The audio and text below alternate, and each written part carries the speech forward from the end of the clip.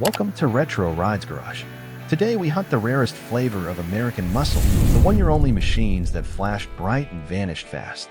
These cars were built for rules, for rivalry, or for one last shout before the world changed, and that short run is exactly why people forget them. You will hear about street missiles shaped by the wind, sleepers dressed in quiet paint, and limited builds that hid race hearts under simple bodies. We keep the language clear for your ears, numbers spoken slow, and we stay focused on feel, on how each car breathes, steers, and pulls. If a badge lived for a single season, it makes this list. If a package arrived, did its job, and stepped off the stage, belongs here too. We are not chasing auction myths. We are chasing proof on the road and stories from period tests. Picture a long four-lane at dusk, the nose cutting thin air while the tail stays calm, the shifter firm in your hand, the gauges steady. That is our test image for every pick tonight. One by one, we will show you why short production can mean peak focus, and why some of the boldest ideas landed for only a moment. Stick around to the end and tell us which one-year hero you would drive home, and why. Hit subscribe, ring the bell, and share this with a friend who swears all the legends lasted for years, because tonight we prove that sometimes the wildest legends burn the quickest. Settle in, keep your eyes on the details, and let your ears ride it. This countdown is tuned. The 1987 Buick GNX was a one-year thunderbolt that closed the Grand National era with help from ASC McLaren. It kept the 3.8-liter turbo V6 with an intercooler, then sharpened tuning, added serious cooling and a heavier-duty transmission so every surge of boost arrived clean and hard. The chassis gained reinforced rear control arms and a trick torque arm, plus a limited slip that planted the car like glue. Everything was black, body, grille, wheels, and the fender vents that bled heat, so at night it looked like a shadow with headlights. Stewart Warner gauges told the truth about boost and temperature, and the shifter snapped through gears without drama. Rated at 276 horsepower and 360 pound-feet, it always felt stronger because torque hit early and stayed there. That made it quicker than many V8s of its day, while keeping a quiet, almost secret attitude that fit its sleeper role. It was only offered for one model year, which is why some forget it, yet every start reminds you that stealth and engineering can humble louder legends when the turbo whistles and the boulevard lights slide backward. GNX. The 1971 Mustang Boss 351 lived fast and left after a single model year, yet it bottled the wildest version of the Cleveland small block. It used big port 4V heads, a solid lifter cam, and functional ram air, then paired it with a close ratio 4-speed and a 3.91 traction lock rear that snapped the car awake in first gear. A competition suspension with front and rear sway bars and stagger shocks kept the body flat as the tatch climbed, and power front discs gave repeatable bite. Ford rated it at 330 gross horsepower and 370 pound-feet, numbers that feel honest the moment the engine clears idle and the car surges toward a long on-ramp. Outside, the matte black hood, simple stripes, and chromed elite read like a mission brief rather than a fashion statement.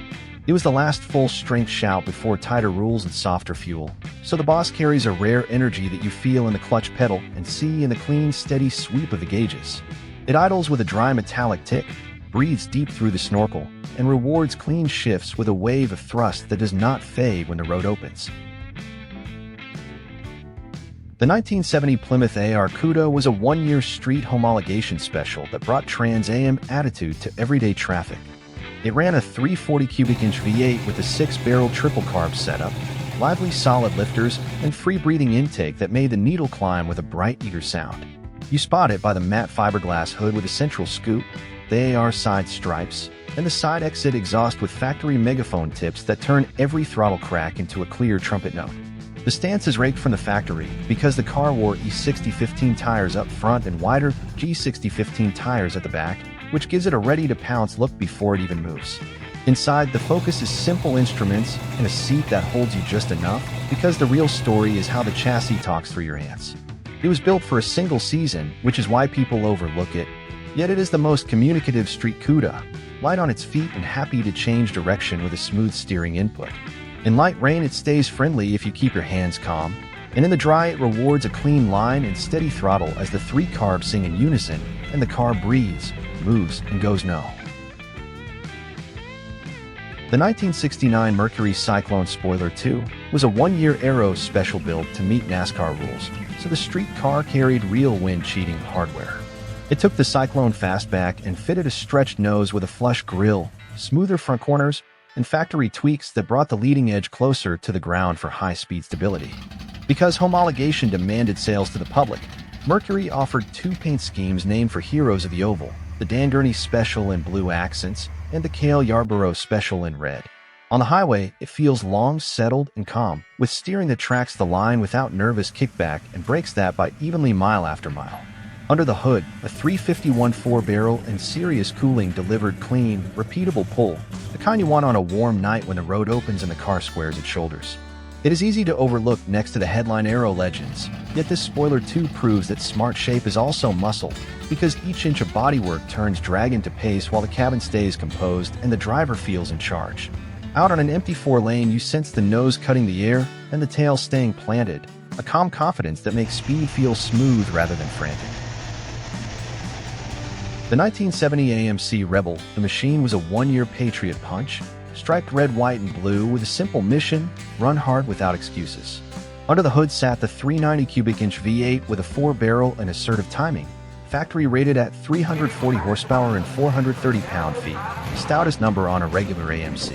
A 4-speed with a Hurst shifter and a limited slip rear gave clean launches and firm shifts, while heavy-duty cooling and reinforced suspension took the weekend heat. The hood scoop announces intent, yet the real character is how it shoves from low RPM without losing balance, and how it holds pace when a long straight lets you breathe. In corners, it likes smooth hands and steady throttle. The steering builds honest weight, and the front discs repeat their bite if you keep the car tidy.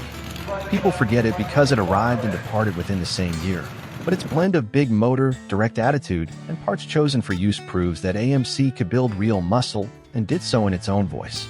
Period tests showed numbers that worried bigger-name rivals, and the street manner remains serious rather than flashy, a car that moves with purpose and delivers what the stripes promise when the road gets wide. The 1968 Shelby GT500 KR was a one-year king of the road that brought the new 428 Cobra jet to the street and made its case with torque. This V8 pulls deep from idle, conservatively rated in horsepower but sending a broad wave of force the moment your right foot leans in. The KR blended luxury and muscle, a fiberglass hood with functional ducts, unique Shelby trim, and a factory tune that moved with conviction without losing finesse. On the highway, it runs steady and composed. The steering gains natural weight, and the front discs repeat their bite without fade. Inside, clear gauges and a seat that holds you just enough remind you that it can cruise for hours and still sprint from a toll booth. It lasted one model year, then the badge continued without the KR tag, which is why many skip it in memory. Listen closely, and you hear the low thrum of the Cobra jet and the long breath before the surge, proof that this Shelby was aimed at road and track together, and that the crown was earned. It is not only about noise. The chassis feels solid over bumps, and the rear puts power down cleanly if you roll into the throttle, a calm authority that fits the name. That balance, quiet and strong, is why the letters K are still read like a promise when it.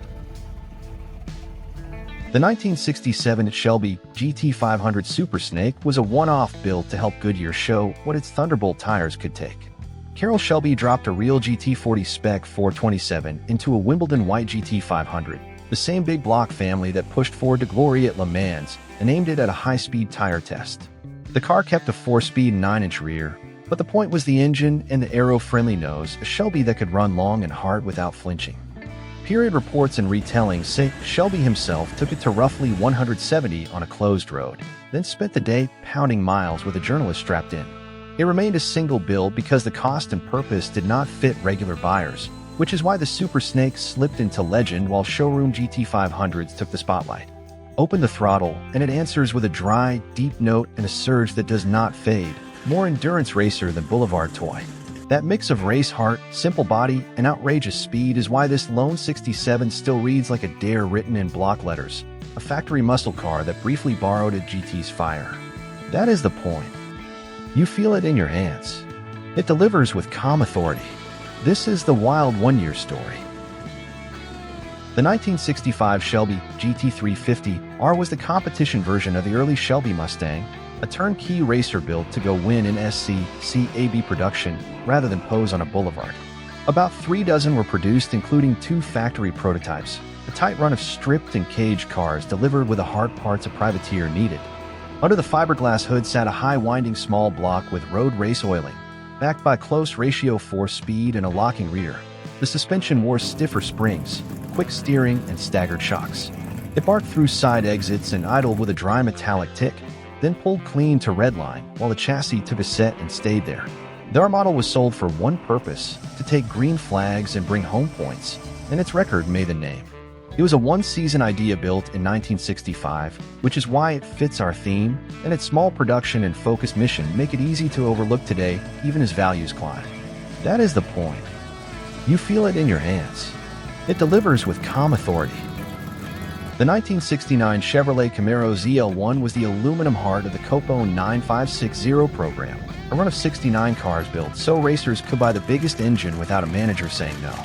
Chevy rated it at 430 horsepower to keep insurance people calm, but the 427 with open chamber heads and big lungs was widely measured at far more with headers and tuning. The block and heads were aluminum, saving serious weight over iron, and the car could run quarter-mile numbers that shamed bigger name rivals right off the showroom. Buyers got a close ratio 4-speed or a heavy-duty automatic, a deep-geared rear axle, and heavy-duty cooling because heat was the enemy. Nothing about the package was polite, from the hard idle to the way it leapt when you let the clutch bite, yet it was factory-built and warranted. That makes the ZL1 the wild one-year Chevrolet muscle story, rare in count, clear in purpose, and still the yardstick for how far a manufacturer will go when racing is the real customer. It delivers with calm authority. This is the wild one-year story. That is the point.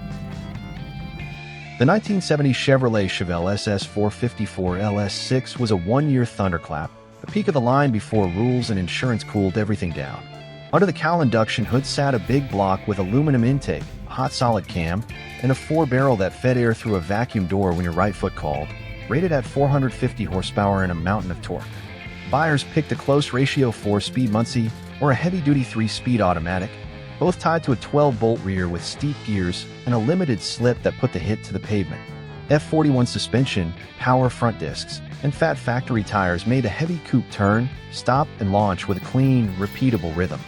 Inside it stayed simple and businesslike, round gauges, a firm shifter, and seats that hold you steady while the big block shoves the horizon closer. It existed for that single model year on the Chevelle, which is why some forget the badge, but one hard pull reminds you why LS6 still means Apex, a factory car that idles rough, breathes deep, and makes speed feel easy. The 1969 Dodge Charger 500 was the quiet hero between the tunneled window streetcar and the winged Daytona, built to give NASCAR the aero it demanded. Dodge fitted a flush grille and a new rear window plug to clean the air, then sold the result to the public with either the 440 Magnum or the 426 Hemi under the hood. A 4-speed with a Hurst shifter or a torque flight automatic sent power to a sure grip rear axle, and the chassis wore firm springs, stagger shocks, and front discs so the long body stayed planted. On a straight 2-lane it tracks like a ruler, the nose cutting the wind while the back glass refuses to trap air, and the car settles down into a calm low. It was a one-year solution that proved the idea, overshadowed later by the Daytona's cone and wing, but the 500 is the car that taught the lesson first, that less drag is free power. Stand beside one as it idles, feel the soft tremor through the fenders, and you know it was built to run long and true rather than flash and fade. It was built to be used. The 1970 Plymouth Superbird took the idea to the limit, a streetcar shaped by the wind, built for one season to bring winds on Sunday and proof on Monday. A pointed nose cone parted the air, and a sky-high rear wing reached clean flow above the roof, steadying the tail at speeds most drivers only read about. Under the hood, you could order a 444 barrel, a 446 barrel, or the 426 Hemi, each matched to either a stout 4-speed or a torque flight automatic with deep gearing. The car wore aero-friendly fender scoops, careful front-end gaps, and trunk lid tuned to meet the wing's base, small details that add up to big Comet speed. From the driver's seat, it feels tall yet planted, the steering loading naturally, while the front discs take heat and keep biting. It lived for that single model year, then the shape stepped off the stage, but the message never left, that smart air turns noise into distance, and that a bright beak and a tall tail could be the most serious tools in the box. The 1969 Dodge Charger Daytona was a one-year homologation special, a street legal tool shaped to win on Sunday. It wore a pointed nose that sliced the air and a tall rear wing that reached into clean flow above the roof. Parts built for tracks where long straights punish drag. Under the hood, buyers could order the 426 Hemi or the 440 Magnum. each tied to a 4-speed or the Torque Flight automatic, with sure grip rears and deep gears built to hold pace. Creative Industries crafted the wedge nose and hardware, and the production cars carry the look to dealerships so NASCAR rules were met. On the road, the Daytona feels long, planted, and strangely quiet at speed. The steering loads naturally, the front discs repeat their bite, and the car settles into a steady lope that makes distance feel easy. It existed for that single model year, and in just over 500 street examples, yet the impact was larger than any brochure line. At the track, the design proved itself, credited as the first stock car to break 200 miles per hour, and the legend stuck because the shake kept working. Stand beside one, and you can read the priorities without a spec sheet. Reduce lift, cut drag, keep it stable, and let the engine do the rest.